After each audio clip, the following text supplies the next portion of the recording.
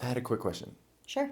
So there's this topic for guys, and sometimes we have a difficult time opening up because there's this like masculinity of not being vulnerable. I understand. Yeah. I think that's a great topic. I think women can agree with that. Right? Something for you guys. What do you guys think? Let us know. Stay tuned.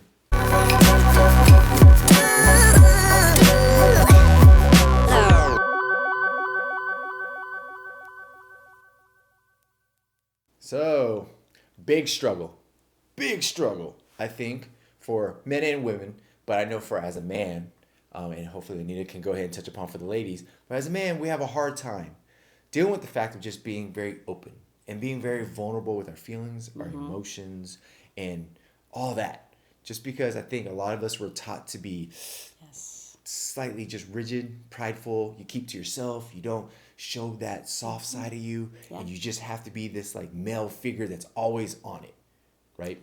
So, do you really feel, Melodic Mike, is it okay to be vulnerable? I personally feel that it is. I agree. I feel like it's a great balance. It is for whether you're a male or a female. Yeah, and It is okay to be vulnerable. I feel that it's not a certain trait for men and a certain trait for women. I think everybody across the board, being Yes. vulnerable is very powerful. But we still discriminate against it. Oh, they might be too vulnerable and associate that as a character flaw. Right. I do see that sometimes. I Okay. don't always agree with it. But I really believe what Brene Brown stated, and one of her quotes is, if you haven't really listened, what makes you vulnerable makes you beautiful. So dang, I must be real beautiful. You are. You are. So I agree with you, Melodic Mike. The answer is yes. It is okay to be vulnerable. And without it, you really don't have too much emotion to really offer, share, etc. True story. But based on my yes answer, there are three words that I really, really love associating vulnerability with, the three A's. 3 A's. Please share. Please share. One is acceptance of yourself. Acceptance. Vulnerability in relationships. The benefit of that and really sharing vulnerability is that it brings you closer. It tightens your connection. It bridges differences, or it can, possible judgments. Therefore, I don't consider it as a weakness, but a significant strength. Strength. I agree with you because I feel that you can build upon that. When you're can. open, you're honest, you're vulnerable, now you get to see the real person. You get to see all the little intricacies that you may have just put it on the surface or below the surface and only know them as, surface level.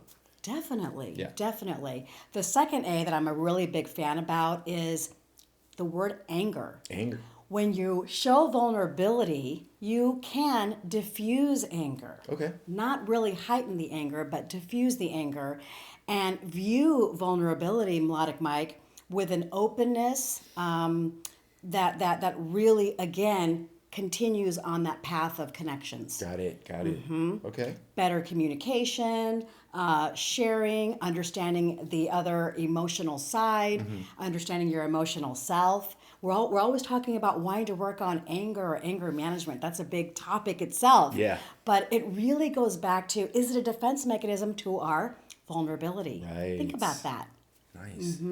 And the third A that I'm a really big fan of Good. is attitude. Your attitude. Your attitude. Set Your the tone. attitude is everything. Yes. Adopt a mindset that keeps you here. Adopt a mindset with an attitude that really keeps you here because that vulnerability of that state of mind is very progressive, Right. especially in relationships. And not only personal, professional relationships with acquaintances, socially when you're out there Right. in different social circles. So I think vulnerability can play a big role and a positive one if used and really when it's centered in your mind as a progressive emotion. I also feel, on top of everything Anita just shared, which was beautifully said, is that vulnerability becomes a strength. And a lot of people would say it's a weakness, right?